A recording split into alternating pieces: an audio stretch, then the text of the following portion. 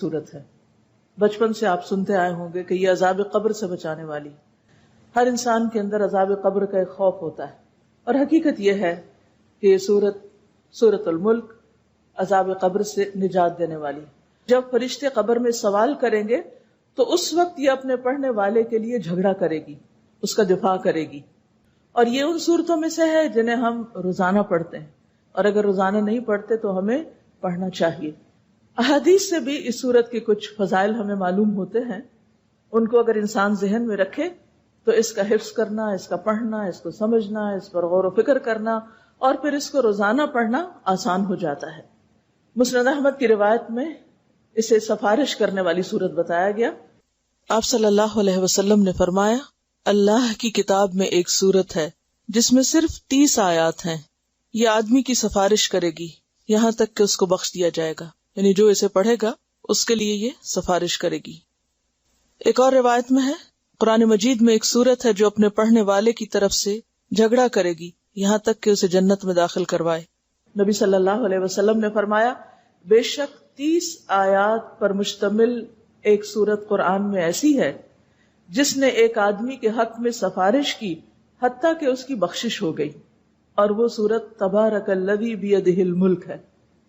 یعنی جو شخص اس کو پڑھتا تھا اور کثرت سے ہی پڑھتا ہوگا تو اس بنا پر اس شخص کے حق میں اس صورت نے سفارش کی، اور یہ سفارش قبر میں کی گئی ہوگی. اسی طرح نبی صلی اللہ علیہ وسلم نے فرمایا، سلسلہ صحیحہ کی حدیث ہے کہ سورت تبارک یعنی الملک عذاب قبر سے بچانے والی ہے. نبی صلی اللہ علیہ وسلم کا معمول تھا کہ وہ اس سورت کو پڑھے بغیر سوتے نہیں تھے.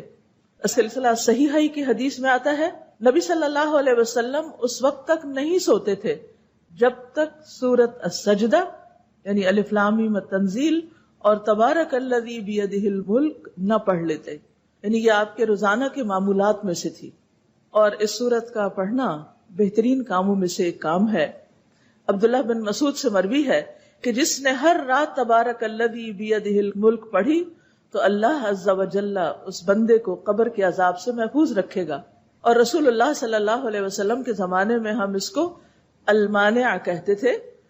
بے شک یہ اللہ عز و جل کی کتاب کی ایک صورت ہے کہ جس نے ایک رات میں اسے پڑھا اس نے بہت زیادہ پڑھا اور بہت اچھا کیا. یعنی دن کے مقابلے میں بھی اس کو رات کے وقت پڑھنا، خصوصاً سونے سے پہلے پڑھ لینا. اور سونے سے پہلے ضروری نہیں کہ بستر پر لیٹ کر ہی پڑھی جائے، اس سے پہلے بھی آپ پڑھ سکتے ہیں. آپ عشاء کی نماز میں پڑھ سکتے ہیں، عشاء کی نماز کے بعد بیٹھ کے پڑھ سکتے ہیں، کیونکہ رات کا آغاز تو ہو جاتا ہے مغرب کے بعد ہی. تو بعض اوقات یہ کہ اگر بستر پہ آپ پڑھنے لگتے ہیں تو آدھی ہی پڑھی جاتی، پھر نیند آ جاتی، سو جاتے ہیں. اس وجہ سے اس کو عشاء کے بعد کسی بھی وقت آپ پڑھ سکتے ہیں.